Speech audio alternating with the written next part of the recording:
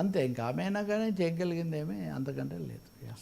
Sir vote war climax parliament fire చాలా తీవ్రమైన విషయం అండి. బీహార్లో స్పెషల్ ఇంటెన్సివ్ రివిజన్ అనేది అది పెద్ద ప్రకంపనలు సృష్టించి రాహుల్ గాంధీ ఆటం బాంబు పేలుస్తానని చెప్పి ఓట్లు దాదాపు 1,00,000 ఓట్లు కృత్రిమంగా తీసుకొచ్చారు. ఈ మహదేవపూర్ అనే బెంగళూరు సెంట్రల్ లోక్సభ నియోజకవర్గంలో ఇది ఒక అసెంబ్లీ సెగ్మెంట్.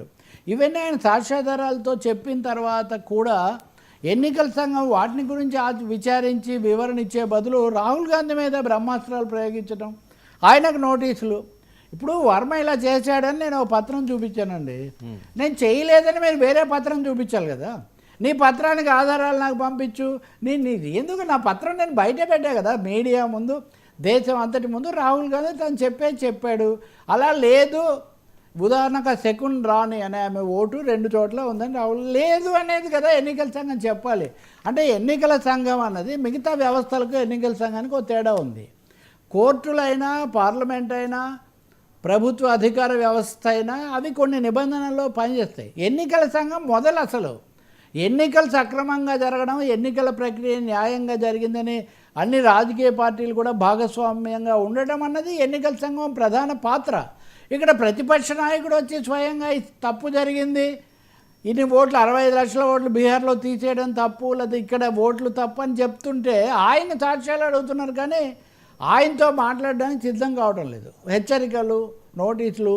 ఇంతలోపల కనుక మీరు చూస్తే ఇప్పుడు ఉదాహరణకు ఎన్నికల సంఘం అనేది దాదాపు బీజేపీ బ్రాంచ్ ఆఫీస్గా మారిపోయిందని సిపిఎం ప్రధాన కార్యదర్శి బేబీ ఆయన ఒక మాట అన్నాడు. ఏమని అంటే వీళ్ళు బీజేపీ తరఫున పనిచేస్తున్నట్టుగా కనిపిస్తుందని.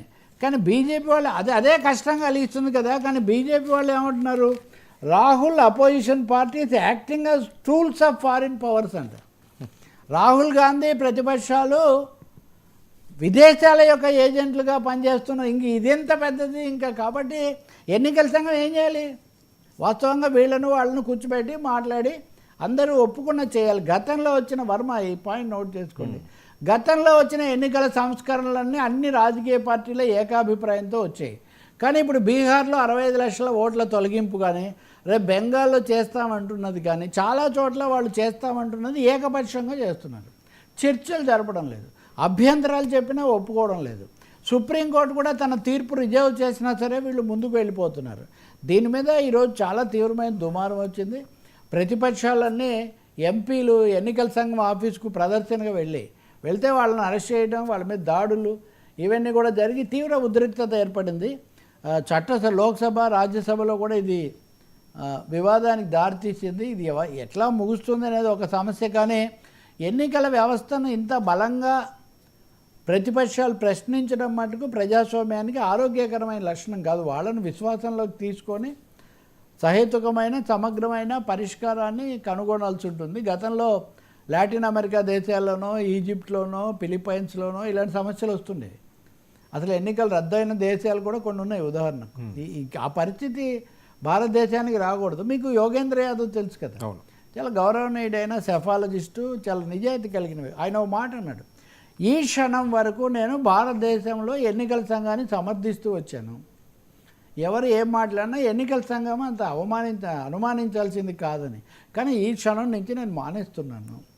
ఎన్నికల సంఘం తరఫున నేను ఇంకా మాట్లాడను, దాన్ని సమర్థించే పని మానేస్తున్నాను. ఎన్నికల సంఘం చర్యలు వివాదాస్పదంగా, విమర్శనాపాత్రంగా ఉన్నాయని చాలా స్పష్టంగా ప్రకటిస్తున్నారు. We have to wait supreme court తీర్పు ఏమొస్తుందని. బీహార్లో ఏమన్నారు వీళ్ళు, ఓట్ల అవకతవకలు సవరించడానికి మేము చేసామన్నారు కదా. నేను మీకు 2 పాయింట్స్ చెప్తాను. ఒకటి ఏమంటున్నారు తెలుసా, no right to seek separate list of names not included or draft poll rolls. ఎవరి పేర్లు అయితే లేవో, ఎవరి పేర్లు తొలగించబడ్డాయో ఆ జాబితా మేము ఇవ్వాల్సిన అవసరం లేదు అంటున్నారు. సరే, ఒక వర్మ పేరో లేకపోతే ఇంకో శర్మ పేరో తొలగించాము, ఇవ్వలేమంటే వేరే విషయం. 65 లక్షల మంది పేర్లు తొలగించి వాళ్ళ లిస్ట్ ఇవ్వమంటే ఇవ్వము అంటే అసలు ఎక్కడ ఏ ఓటు తొలగించారో తెలుసుకోవడమే ఎంత కష్టం అండి. డిజిటల్ ఫామ్లో ఇవ్వకూడదు, మాకు సుప్రీంకోర్టు నిషేధం ఉందని. బీహార్ ముఖ్యమంత్రి నితీష్ కుమార్, గతంలో ఉప ముఖ్యమంత్రిగా చేసి ఇప్పుడు ప్రధాన సవాల్దారుగా ఉన్నటువంటి తేజస్వి యాదవ్, వీళ్ళిద్దరికీ 2 ఎపిక్ కార్డ్స్ ఉన్నాయి, 2 ఓటర్ ఐడి కార్డ్స్ ఉన్నాయి. 2 ఉన్నాయంటే వాళ్ళ మీద కేసు పెడతారంట. ఇప్పుడు 2 ఎందుకున్నాయి, మీరు వచ్చి మాకు సంజాయిషి చెప్పండి అని. నా దగ్గర 2 కార్డులు వచ్చాయంటే ఎలా వచ్చాయి, మీ వ్యవస్థ ఎందుకు ఎలా విఫలమైంది, అది తేజస్వి యాదవ్ కావచ్చు, ఇంకో రాజ్యదర్శి కావచ్చు. కాబట్టి ఎన్నికల సంఘం తన బాధ్యత నుంచి తప్పించుకోవడమే కాకుండా పక్షపాతంతో వ్యవహరిస్తుంది అన్న తీవ్ర విమర్శకు గురవుతోంది. పార్లమెంట్ జరగట్లేదు, సుప్రీంకోర్టు ఏం చెప్తుందో మనకు తెలీదు. ఇది భారత ప్రజాస్వామ్యంలో మటుకు ఒక చాలా తీవ్రమైన హెచ్చరిక లాంటిదని మనం గుర్తించాల్సి ఉంటుంది. ఇక్కడ కూడా వైసీపీ వాళ్ళ చిన్న లిటిగేషన్. ఆంధ్రప్రదేశ్ స్పెషల్ ఏమంటే వాళ్ళు ఈవీఎంలు తప్పు, ఈవీఎంలు దగా చేసే కాబట్టి ఓడిపోయాము ఇవి ఇంతవరకు చెప్తారు, కానీ ఎన్నికల సంఘాన్ని ఏమన్నారు? ఇప్పుడు ఎన్నికల సంఘం మీద ఇంత పోరాటం మిగిలిన ప్రతిపక్షాలన్నీ చేస్తున్నప్పుడు, ఎన్నికల సంఘం పద్ధతులు బాగాలేవు, ఓట్లు అవకతవకలని అంటున్నప్పుడు ఎందుకు వైసీపీ పోరాటంలో జాయిన్ కాదు? అంటే ఎన్నికల సంఘాన్ని ఏమన్నా అంటే మళ్ళీ కేంద్ర ప్రభుత్వము బీజేపీ ఇదంతా వస్తుంది. కాబట్టి ఏం మాట్లాడినా ఈవీఎంల మీద మాట్లాడతాం కానీ ఈసీ మీద మాట్లాడడం అనే ఒక వైఖరి వాళ్ళు తీసుకుంటున్నారు. ఇప్పుడు కేటీఆర్ కూడా ఢిల్లీ వెళ్ళినప్పుడు బ్యాలెట్ పేపర్ పెట్టండి ఇవన్నీ బాగాలేవని చెప్పొచ్చారు. కాబట్టి ఈ తీవ్రమైన ఛాలెంజ్, దీన్ని ఏం జరుగుతుందో మనం చూడాలి. లోక్సభలో ఇది చర్చించకూడదని.